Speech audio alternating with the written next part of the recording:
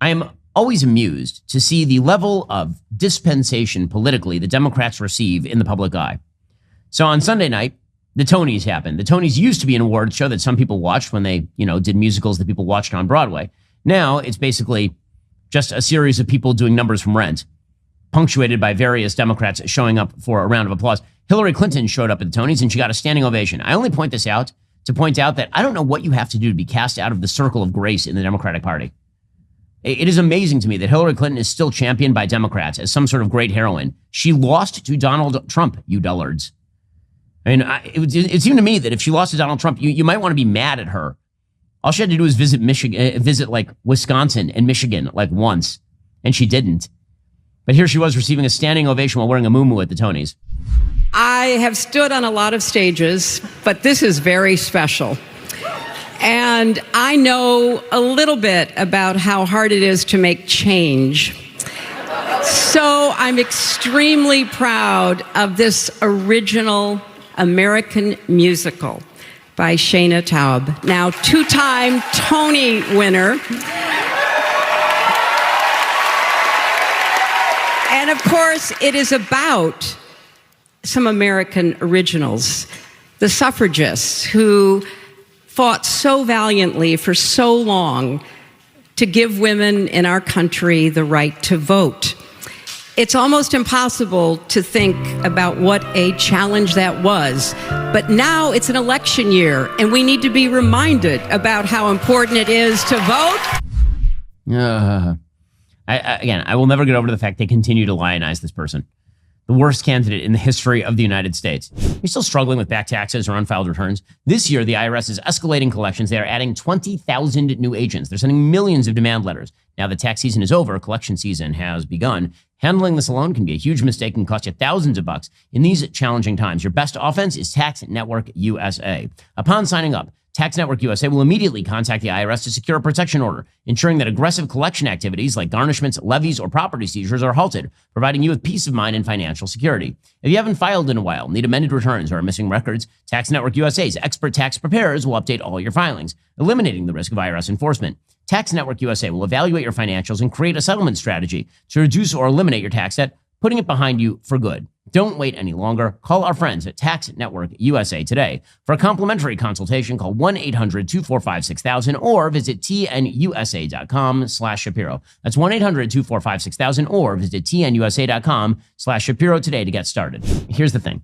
If the White House's attempt right now is to say that the American people cannot believe their own eyes, they can't believe their own ears, they can't believe their brains, they can't believe their wallets, they can't believe any of those things. So if you are worried about inflation because you can't pay your bills, that's because you don't have the right mindset. If you look at Joe Biden and you see an incompetent elderly person who should not be in the White House, that is because you are being lied to via misinformation, disinformation, and cheap fakes. If you look at the world situation and see a world that is on fire and potentially is going to grow more on fire as time goes on, then that is simply because you don't understand the brilliant 4D chess that Joe Biden is playing. None of this is going to play, by the way. None of this is going to play. And so what the Democrats are now doing is they are prepping the groundwork for saving democracy. Saving democracy. Now, the word democracy is used by Democrats in a way that does not mean democracy. Democracy is popular rule. When it is used colloquially, it can encompass terms like, for example, a democratic republic, meaning that there are checks and balances in the system and it's not direct democracy. Typically, democracy technically means that if we're all in a room together and we want to make a decision, we all vote on that specific decision. A republic means you have representatives, which means you don't vote directly on many of the decisions that are being made. You instead delegate the power to vote on those decisions to a representative government. And typically that representative government has a series of checks and balances. So the United States is a republic. It is not, in fact, a direct democracy.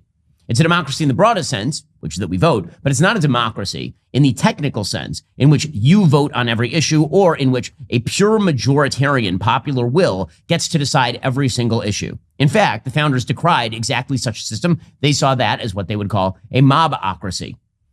That would be a problem for them. They would not want everyone voting on every single, they wouldn't want just a series of referenda on every single issue that go to the popular vote, which is why you have all of these intervening institutions in the government. It's why the Congress is represented on a popular level, but the Senate was originally supposed to be represented at the state level by the state legislature. State legislatures were originally supposed to pick their senators. It's why the Senate itself is not proportional. It's why Montana has the same number of senators with 7 people and a cow as California with 45 million people or whatever it is.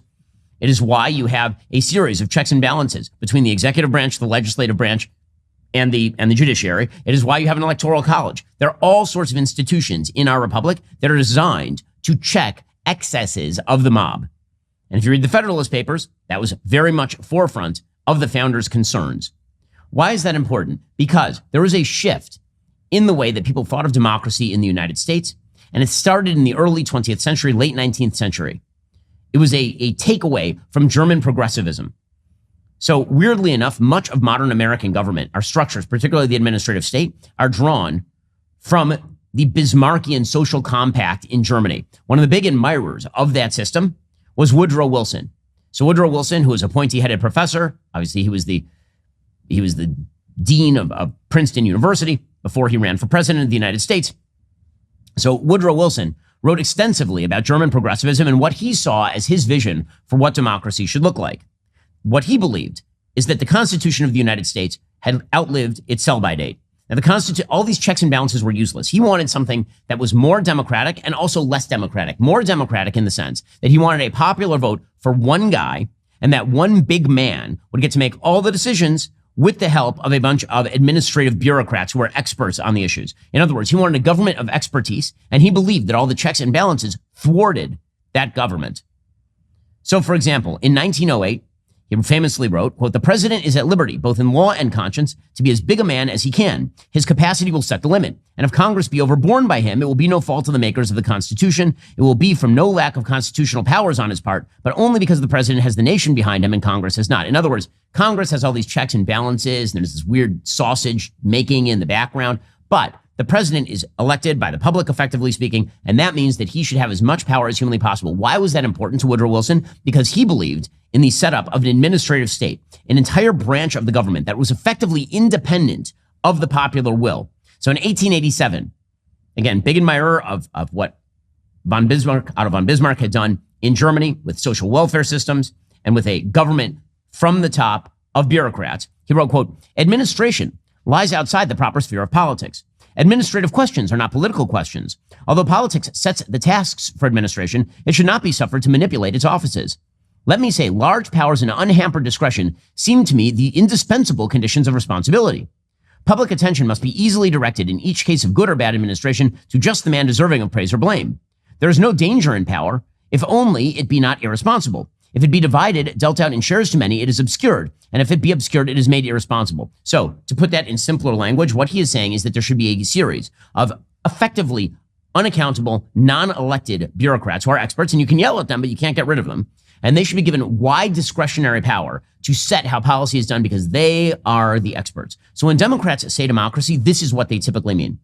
They do not mean that they respect the institutions of the republic. They don't, for example, respect the Supreme Court of the United States, except when it is giving them precisely what they want, right? This is why you have seen this bizarre attempt to uphold the Supreme Court of the United States by the left at the same time as undermining it.